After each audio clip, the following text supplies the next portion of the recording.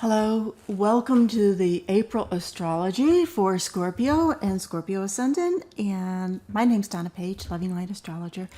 This month, April, is incredible. It's very intense and very important for you, Scorpio, as the two planets that rule your sign, Mars and Pluto, they're both going retrograde within one day of each other, and that is a big deal.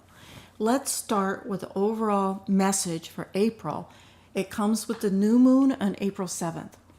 And the new moon has this intensity of connecting with the Uranus-Pluto square that's been going on for the last couple years. It's not exact anymore, but it's in orb. So it's bringing up this, I want to be free, I want things different, I want things changed vibration. And more so for you because of that Mars-Pluto that is going retrograde. And whenever a planet goes retrograde or direct, it's has more it's like a spotlight of its impact.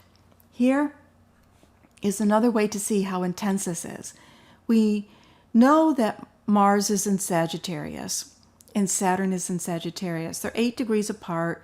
It's a very loose conjunction, yet look at the declinations. We have Pluto at 20, Saturn at 20, and here's the kicker, Mars at 22. So Pluto, even though it's not in the same sign, by declination, is vibrating. These three characters are huddling together, and they are the mischief makers of the zodiac. Mars and Saturn, and Pluto, usually doesn't hook up, but has its own way of stirring things up, as you very well know. Where will it create mischief for you? Watch out for your money and watch out for your finances. It's asking you to be very serious about your abundance principles. It's not just about counting, how much money do I have for my rent and this. It's deeper than that. It's your beliefs around money. It's what you believe. It's what's important to you. It's the effort that you put into creating the abundance, which it's more than money, but it has to do with being able to, have food and a roof over your head, to have the abundance that you want for a rich and meaningful and passionate life.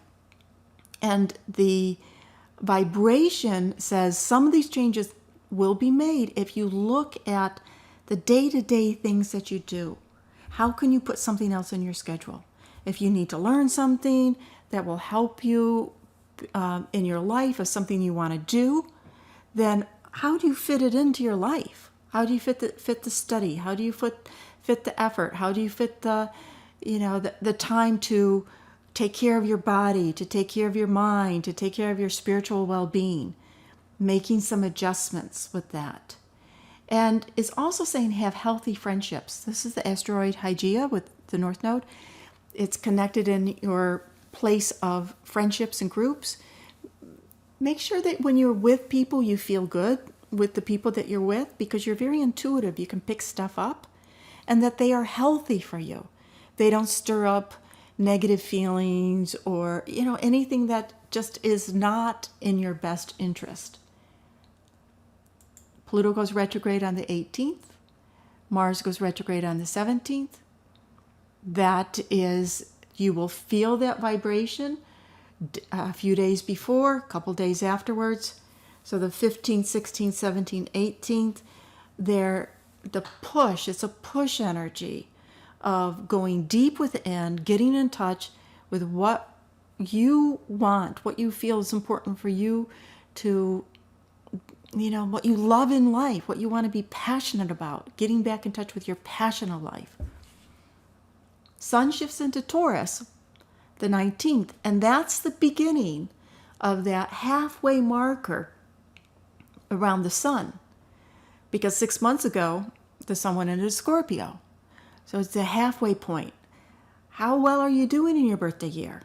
What else do you want to do? And you can have this effort or this push to get moving again. Let me get moving. What are the things that I want to do, and embrace them? And just a couple days later, your full moon is around the corner on the 22nd, So this 22nd full moon in Scorpio, one of the most passionate full moons of the zodiac. The other time is when the sun's in Scorpio and the moon's in Taurus. Very passionate, very intense, very sexy. So if you're in a relationship, it can be a very sexy time for you. You might feel more passionate that leading up to the full moon and that weekend. Yet, this particular full moon, it's not necessarily easy for relationships that aren't working, because Venus is going back to the same position where Uranus was with the new moon at 18 degrees, and Uranus was at 20, and you see she's conjunct Uranus, just come off of that square of Pluto. So that represents that relationships shifting, changing, doing something different, doing something else. And the full moons are always about illumination. The illumination of emotional well-being for you, moon in Scorpio, your sign.